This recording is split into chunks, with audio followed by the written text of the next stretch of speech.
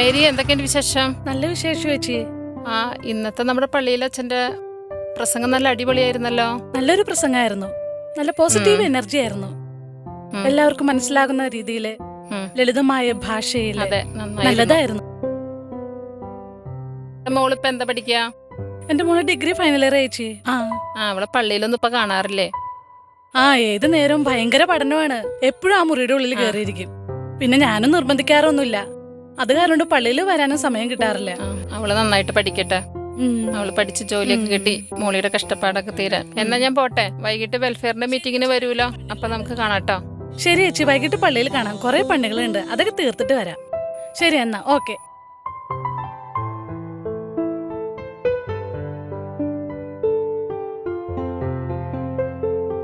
അമ്മ എവിടെയായിരുന്നു? അമ്മ പള്ളിയിൽ തന്നെയാണോ പോയേ? എത്ര സമയം വൈകിയേ? എത്ര നേരം ഞാൻ നോക്കിയിരിക്കണു. നീ എന്താ അങ്ങനെ ചോദിക്കണേ? പള്ളിയിലല്ലേ ഞാൻ പോയത്. എന്തേ കോളേജിൽ പോണില്ല ഇന്ന്? കോളേജിൽ പോണം, ഞാൻ അമ്മയെ കാത്തിരിക്കായിരുന്നു. എന്താ കാര്യം? എന്താ? എനിക്കൊരു 1500 വേണം.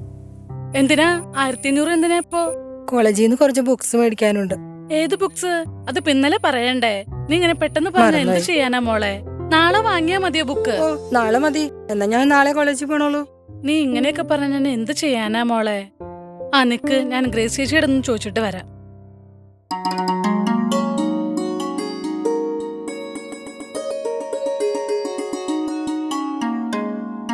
എന്നാ ഈ അടുത്തെങ്ങും ഇനി പൈസ വെച്ചിട്ട് വന്നേക്കരുത് ട്ടാ. നോക്കാം.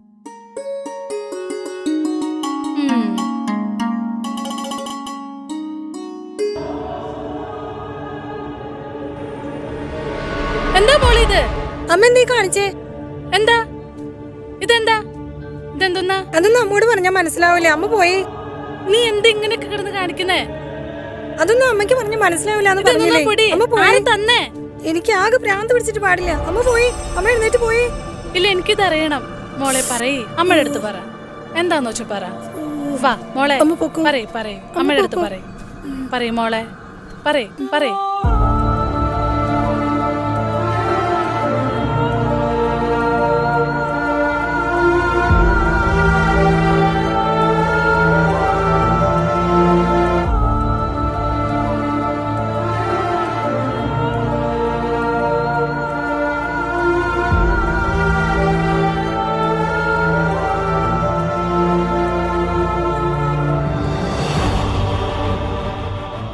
പേടിക്കാനൊന്നുമില്ല. പക്ഷേ വീണ്ടും അതിലേക്ക് തിരിഞ്ഞാൽ കാര്യം നമ്മുടെ കൈവിട്ടു പോകും. എന്നാലും ഡോക്ടറെ, എന്റെ മോള് ചികിത്സിച്ച് ഭേദമാക്കാവുന്നതേയുള്ളൂ. മേരി, ദൈവത്തോട് പ്രാർത്ഥിക്ക്, എല്ലാം ശരിയാവും.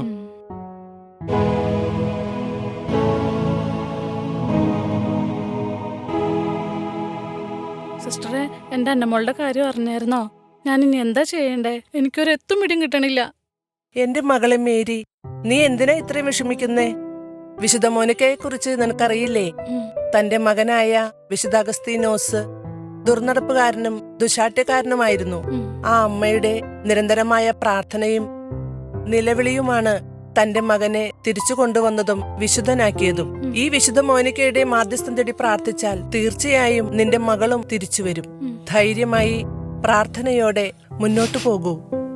മേരി, ധൈര്യമായിരിക്കൂ, എല്ലാം ശരിയാകും. ഞങ്ങൾ പ്രത്യേകം പ്രാർത്ഥിക്കാം. ശരി സിസ്റ്റർ.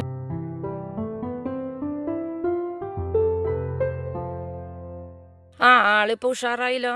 ഇപ്പൊ എങ്ങനെയുണ്ട്?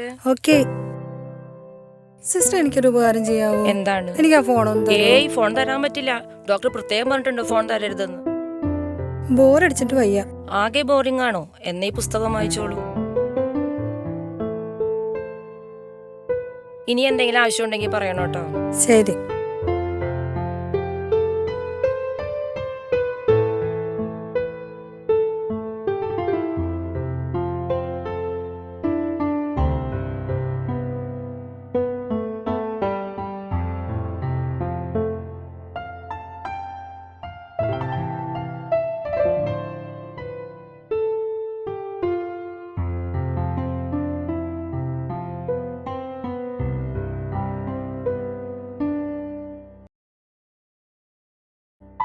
ക്രൈസ്തവ വിശ്വാസിയായ ഒരമ്മ എങ്ങനെയായിരിക്കണമെന്ന ഉത്തമ ഉദാഹരണമാണ് വിശുദ്ധ മോനിക്ക.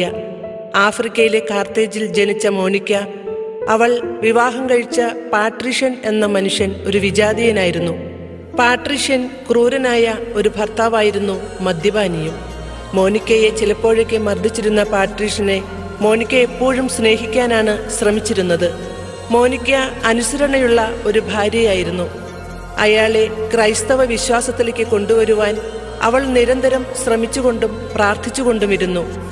പാട്രീഷ്യ മരണക്കിടക്കയിൽ വെച്ച് മോനിക്കയുടെ ദൈവത്തിന്റെ ശക്തി തിരിച്ചറിഞ്ഞു. ജ്ഞാനസ്നാനം സ്വീകരിച്ച അയാൾ യേശുവിന്റെ അനുയായിയായി മാറി. എന്നാൽ മകൻ അഗസ്തീനോസിനെ യേശുവിലേക്ക് അടുപ്പിക്കാൻ മോനിക്കയ്ക്ക് സാധിച്ചിരുന്നില്ല. അക്കാലത്ത് പ്രചാരത്തിലിരുന്ന മാണിക്യൻ എന്ന മതത്തിന്റെ പ്രചാരകനായിരുന്നു അഗസ്ത്യാനോസ്.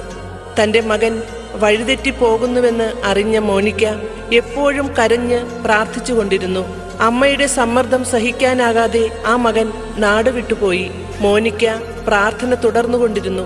ഒരിക്കൽ വിശുദ്ധ അന്ത്രോസിന്റെ പ്രസംഗം അഗസ്തീനോസ് കേൾക്കാനിടയായി. ഒടുവിൽ ഒരു ഉദ്ധാന തിരുനാൾ ദിവസം അദ്ദേഹം ജ്ഞാനസ്നാനം സ്വീകരിച്ചു. വിശുദ്ധ അന്ത്രോസിന്റെ നിർദ്ദേശപ്രകാരമാണ് മോനിക്ക പ്രാർത്ഥിച്ചതും ജീവിച്ചതും. ആ ഡോക്ടറെ, മോൾക്കിപ്പോ എങ്ങനെയുണ്ട്? ഇപ്പോൾ യാതൊരു കുഴപ്പമില്ല മോൾക്ക്. ഇനി മുന്നത്തെ പോലെ ആവാതെ പ്രത്യേകം ശ്രദ്ധിക്കണം. പിന്നെ ദൈവത്തോട് പ്രാർത്ഥിക്കണം, ഞാനും പ്രാർത്ഥിക്കാം.